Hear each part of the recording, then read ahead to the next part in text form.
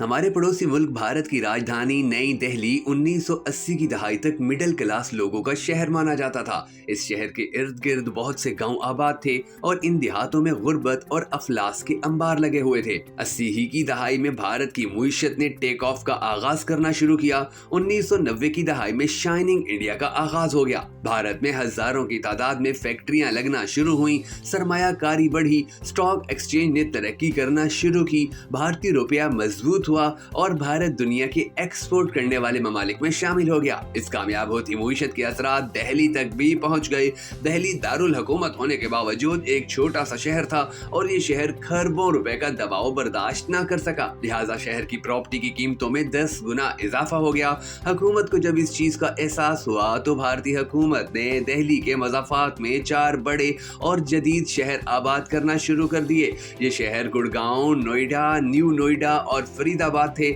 आज ये भारत के इंतहाई खूबसूरत और जदीद शहर हैं और ये 3 रोया सड़कों के जरिए दिल्ली से जुड़े हुए हैं। ये शहर देहात की जमीनों पर आबाद हुए, जमीनें महंगी हो गईं और वो लोग जो कभी बड़ी मुश्किल से 2 वक्त की रोटी पूरी करते थे वो 4-5 करोड़ के मालिक बन गए। शहर में अरब और खरबपतियों की नई क्लास ने जन्म लिया। इस क्लास के लिए महंगे रिहायशी इलाके भी बने, मॉल्स भी, शराब खाने भी और नाइट क्लब्स भी। दुनिया में जहां भी नए करोड़ और अरबपति लोग जन्म लेते हैं वहां नए मॉल, सिनेमा हाउसेस, शराब खाने और नाइट क्लब बनते हैं और बाद में वहां सिक्योरिटी गार्ड्स की जरूरत पड़ती है। अंग्रेजी में इन गार्ड्स को बाउंसर्स कहा जाता है। ये बाउंसर्स जिस्मानी लिहाज से खूबसूरत, लंबे, तड़ंगे और जवान होते हैं। आपको बाउंसर्स यूरोप, अमेरिका और मशरिक बई जैसी सोसाइटियों में भी मिलते हैं। इनका काम night club, restaurant, mall, cinema और बॉस के दफ्तर की सूरत हाल को कंट्रोल रखना होता है।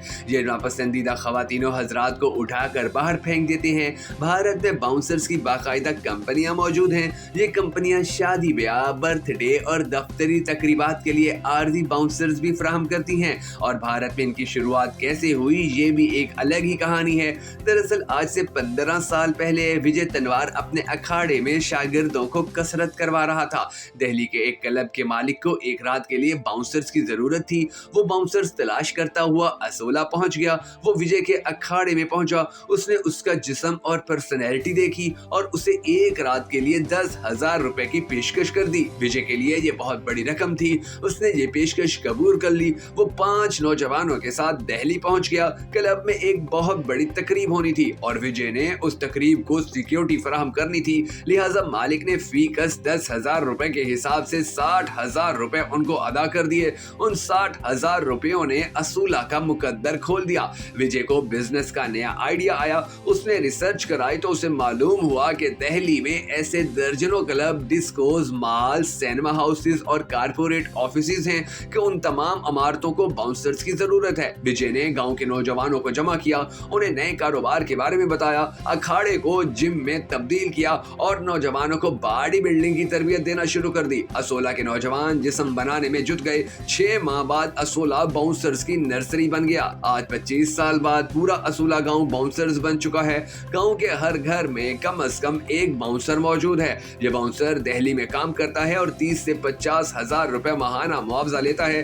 गांव का हर बाउंसर अपने नाम के साथ तनवार लिखता है। आप दिल्ली के किसी नाइट क्लब के सामने खड़े होकर तनवार पुकारिए, बाउंसर्स जी कहकर आपसे मुखातिब हो जाएंगे। असोला के बाउंसर्स इनफरादी लिहाज से भी बहुत दिलचस्प लोग हैं। ये सिगरेट और शराब नहीं पीते, ये लड़ाई झगड़ा नहीं करते, ये मर्जी की शादी के खिलाफ हैं। ये वालिदैन की ख्वाहिश के मुताबिक सिर्फ अरेंज मैरिज करते हैं। ये जुआ भी नहीं खेलते और ये किसी भी जुर्म में मुलव्विस नहीं होते। ये रोज वर्जिश करते हैं। असोला के बाउंसर्स रोजाना 10 अंडों की सफेदी, 3 लीटर दूध, दर्जन केले और एक उबली हुई मुर्गी खाते हैं। ये लोग गाली नहीं देते। इन लोगों ने बाउंसर समाज के नाम से एक तंजीम भी बना रखी है। ये लोग दिल्ली में ब्रांड बन चुके हैं। शहर की कंपनियां जब भी बाउंसर्स के लिए इश्तिहार देती हैं तो ये तनवार नाम के नौजवानों को टेस्ट और इंटरव्यू के बगैर सेलेक्ट कर लेती हैं। ये दिलचस्प और कारआमद तजर्बा है। हम मुल्क के मुख्तलिफ हिस्सों में इस तजर्बे से फायदा उठा सकते हैं। पाकिस्तान 25 करोड़ लोगों का मुल्क है। हमारे मुल्क में हर साल 10 लाख नए ड्राइवर, 20 लाख मिस्त्रियों, मजदूरों और दिरखानों,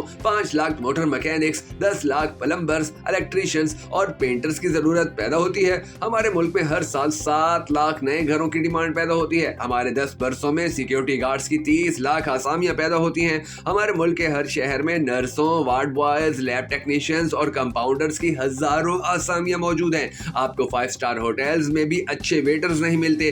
पूरे मुल्क में सेंट्री वर्कर्स की कमी है। आपको पर्सनल असिस्टेंट भी दस्तयाब नहीं है और आप ऑफिस बॉय की तलाश में भी बरसों ख्वार होते हैं। हम अगर मुल्क में वर्कर्स की जरूरत का तखमीना लगाएं और मुल्क के मुख्तलिफ इलाकों को मुख्तलिफ ट्रेंड्स के लिए वक्फ कर दें, मुल्क के मुख्तलिफ देहातों को असोला की तर्ज पर डेवलप करें, तो मुल्क की मुआशी सूरत हाल में भी तब्दीली आ जाएगी। लोगों को रोजगार भी मिलेगा, अमन व अमान की हालत भी ठीक हो जाएगी और मुल्क में प्रोफेशनलिज्म भी आ जाएगा। रावलपिंडी और इस्लामाबाद के ज्यादातर वेटर्स मरी और आज़ाद कश्मीर के इलाकों से ताल्लुक रखते हैं। हुकूमत या इलाकों के मुखय्यर हजरात अगर इन देहात में वेटर्स की ट्रेनिंग का छोटा सा इदारा बना दें, इन बच्चों को ट्रेनिंग दें और एक सिस्टम के तहत इन्हें नौकरियों के लिए भिजवाएं, तो उन्हें मुआवजा भी अच्छा मिलेगा, ये नौकरी भी जल्द हासिल कर लेंगे और मुल्क में प्रोफेशनल वेटर्स का ट्रेंड भी शुरू हो जाएगा। हम अगर इसी तरह किसी गाँव में मोटर मैकेनिक का ट्रेड शुरू करें, गाँव के बच्चे मोटर मैकेनिक का बाकायदा कोर्स करके मार्केट में आए, तो इससे इनके खानदान की मुआशी हालत भी बेहतर हो जाएगी। मोटर मैकेनिक के शोबे में प्रोफेशनलिज्म भी आ जाएगा और लोगों की नई गाड़ियों पर तजर्बों का सिलसिला भी बंद हो जाएगा। हम इसी तरह ज़राई इलाकों को भी मुख्तलिफ अजनास में तकसीम कर सकते हैं। जहाँ चावल उगता है उसे चावल की मूशियत बना दिया जाए, जहाँ गन्ना होता है वहाँ लोगों को गन्ने उगाने और उसकी मसनूआत बनाने की ट्रेनिंग दी जाए, और जहाँ अंगूर हो सकता है वहाँ अंगूर के जूस और सिरके की सनत परवान चढ़ाई जाए। हम कुछ ना करें तो भी हम दुनिया को ह्यूमन रिसोर्स एक्सपोर्ट करने वाला बड़ा मुल्क बन सकते हैं। हम 2-3 शोबे ले लें, अपने नौजवानों को उन शोबों में बैनुल अक़वामी सतह की ट्रेनिंग दें और पूरी दुनिया को इन शोबों में ट्रेन ह्यूमन रिसोर्स फराहम करना शुरू कर दें। 10, 15, 20 वर्षों में हमारे लोगों की हालत बदल जाएगी। फिनलैंड ने मोबाइल फोन की 1G टेक्नोलॉजी मुतारिफ करवाई थी। फिनलैंड ने सिर्फ इस एक टेक्नोलॉजी के जरिए पूरा मुल्क चला लिया। ताइवान ने 1981 में माइक्रोचिप बनाने का एक कारखाना लगाया।